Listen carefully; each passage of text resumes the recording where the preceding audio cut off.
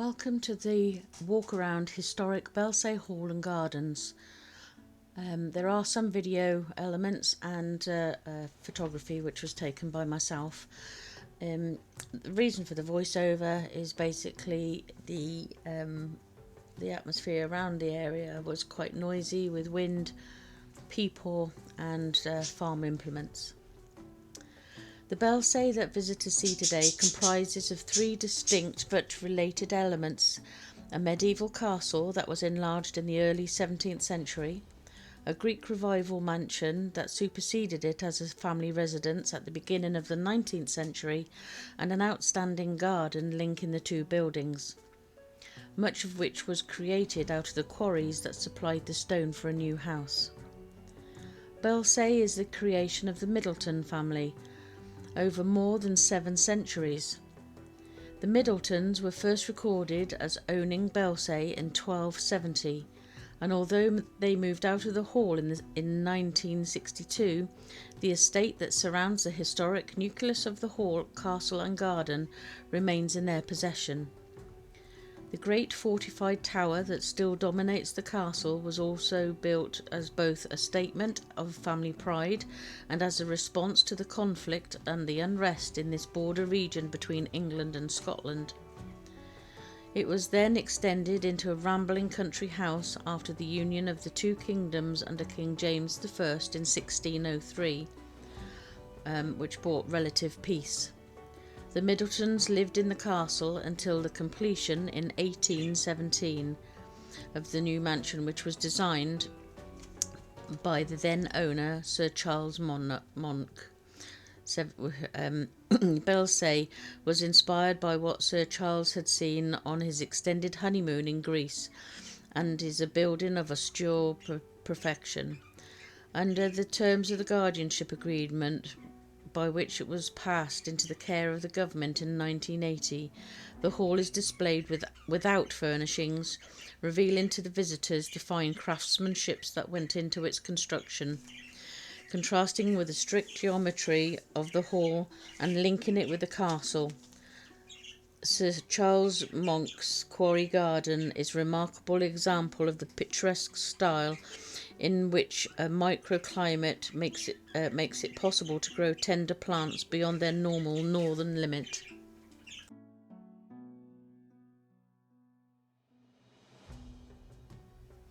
There is a lot of history surrounding the castle and the Middletons, so I'll just touch on a little. The Belsay estate has been in the possession of the Middleton family almost continuously since the 13th century. It first recorded in 1270, when it was known that Belsay, who was owned by Sir Richard Middleton, the Lord Chancellor to Henry III, until the King's death, he was the only member of the family in 7 centuries to occupy a prominent position. In 1317, Middleton's nephew Gilbert, prompted by the regional anarchy that followed Edward II's defeat by the Scots at the Battle of Bannockburn in 1314, led to a rising of local men. They held to ransom 2 cardinals who were travelling to Scotland on a diplomatic mission, extorted a large sum from the powerful Bishop of Durham, and plundered southward into Yorkshire. There the men deserted, and Gilbert and his cousin John, heir to Sir Richard, were captured by the troops loyal to the king. They met a traitor's fate in London by being hanged, drawn and quartered. The Belsay estate was then fortified and granted a succession of owners, finally returning to the Middleton family by marriage in 1391. Since then it has never left their ownership, although the nucleus of the estate with the castle and hall was transferred to the state guardianship in 1980. There is no known documentary evidence for the date of the castle tower, but it can be deduced through the evidence of the armorial stone that once decorated the south side of the building. This displays the arms of the Strevellins and the Middletons, celebrating the marriage between the two families that eventually restored the Belsay estates to the Middletons some 70 years after they had been confiscated. The evidence of the armorial stone suggests that John Middleton built the tower between his marriage in 1391 and his death in 1396. It seems likely that John envisaged the tower at Belsay as a celebration of his momentous event for the Middleton family, as well as a prudent defensive measure during the violent period of the border conflict.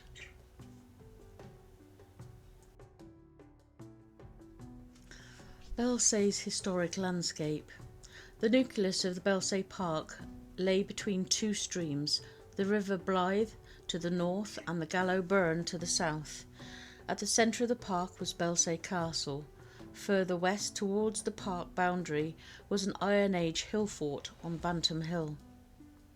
Belsay Castle was linked to its wider surroundings by a particular public highway of the area, now part of the Belsay Hall's present driveway.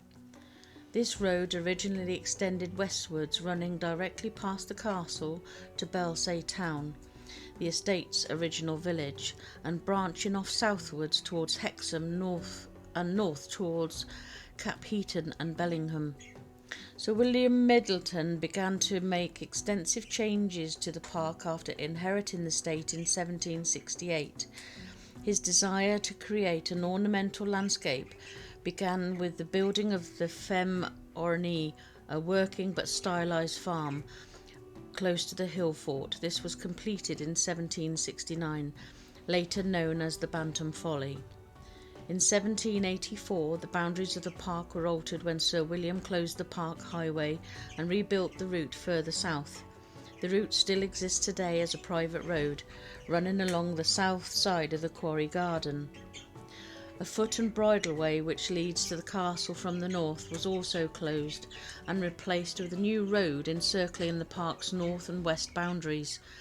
Despite his grand ambitions for Belsay, including landscaping of the park in the style of Capability Brown, the majority of William's proposals remained as designs. It was under his son, Sir Charles, that the landscape of Belsay was now radically transformed. Sir Charles, who adopted the surname Monarch in 1796, moved to the centre of the park, away from the castle and further east, where the new hall, stables and kitchen garden were complete. In 1817. The creation of the Quarry Garden during this period undermined an older 18th century kitchen garden as to its west end. Parts of its walls can still be seen today. The Quarry Garden connected the castle and the new hall, transforming much of the park into a picturesque landscape. Alterations were not confined to Belsay grounds. Sir Charles made substantial changes to the surrounding estate. The most radical of these were the Belsay town to a new site further east in 1831, the now extended Otterburn Turnpike Road. By 1840 the old village had been cleared away. Its site was later subsumed under the westward extension of the Quarry Garden, carried out by Sir Charles' grandson and heir, Sir Arthur Middleton. The new village, built to Sir Charles's design, later included a school in 1835 and an inn in 1836. Both still exist as private houses. The new village was at risk of flooding from the Belsay Loch, located just west of the village. To remedy this, during the late 1830s, Sir Charles dammed the Gallow Burn to create an artificial lake to the southeast of the Quarry Garden. Sometime after the 1840s, the old loch was drained, leaving Sir William's boathouse, built in 1789, in isolation in the middle of a field. Succeeding generations made further alterations, such as the creation of the rhododendron garden between 1904 and 1930 by Arthur Middleton. However, it was Sir Charles's schemes and designs which had the greatest influence on Belsay's grounds and wider landscape.